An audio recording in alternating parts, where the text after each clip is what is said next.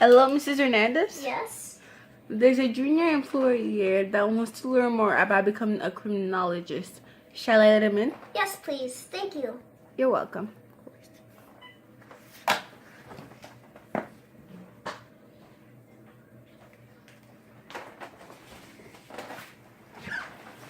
Hello, my name is Ben. I'm here to learn more about being a criminologist. Thank you, Benny. May you please take a seat? Guess what? Today's your lucky day. We will be taking you to a crime scene to learn more about what it's like to be a criminologist. Are you excited? Yes, I'm so much excited. That's great. I hope you enjoy this, and we will be getting a call shortly about this crime scene to know when we should go. And I think while we do that, it's right here. Hello? Hello, Mrs. Hernandez? Yes? It is time. Are you ready? Yes, we're ready. Are you ready, Benny? I'm a little excited. Thank you. Of course. Let's go, Benny.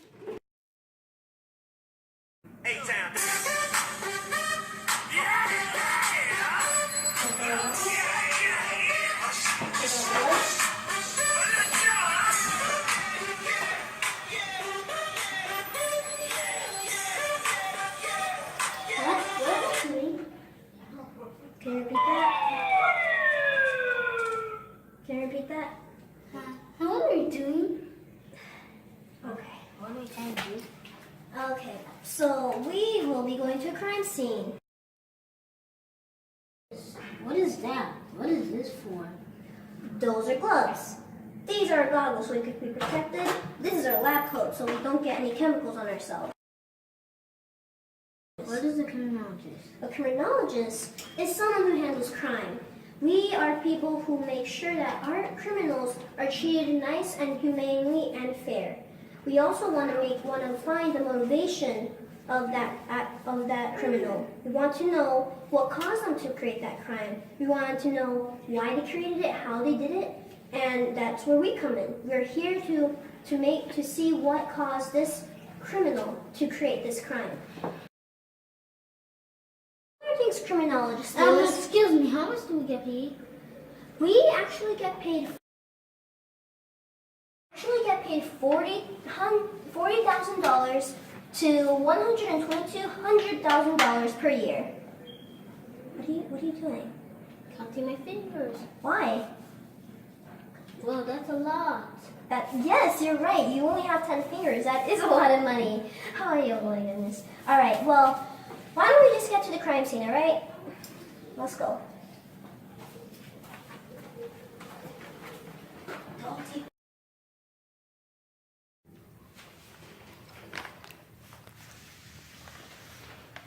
Oh, what are you writing? Oh, well, I'm actually writing a few statistics and my observations. Do you see any blood? Oh, I don't see any blood. How is this a crime scene? Well, that's a good question, actually. This may not look like a crime scene because we don't see any blood or anything broken, but that's where Luminol comes in. What is Luminol? Well, Luminol... Hold up. Did you just say what is Luminol? Oh my god, I'm gonna have to take you back to my office. I need to explain to you what Luminol is. Guys, I don't really have that much Luminol left, so let's go get some more, alright? Come on. Okay, so let me explain to you what are you eating in here? No. I clearly see food on your table. I don't think you should be eating when we're in front of our chemicals. So could you do me the favor and put that away, please? Okay. Alright, so I have got to tell you what Luminol is, because, every criminologist has got to know what it is. So, do you have any questions before we start? Oh, what's this? What's this? What's this? What's that?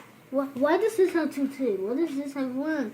Alright, that is so many great questions. I will hopefully be trying to answer them. So luminol is actually a powder that contains 3 nitrogens, which are these, the blue ones, 8 carbons, the black ones, and it contains 7 hydrogens along with 2 oxygens. Luminol helps us find and track down blood that is not really visual with our own eyes. The double stick ones, those are double bonds. The single sticks are single bonds. And as you can see, this luminol is actually polar. It has about 21 sigma bonds and 5 pi bonds. All right. We use luminol again to track blood and find evidence that there has been blood, because sometimes criminals might have cleaned up the place, but yet there's still a few traces, because blood can still be seen if you use luminol. But you can't just use the powder itself. You actually also need hydrogen peroxide and a few other things which help the luminol light up when blood is seen. And when mixed with hydrogen peroxide, it is able to light up when blood is seen or touched with it.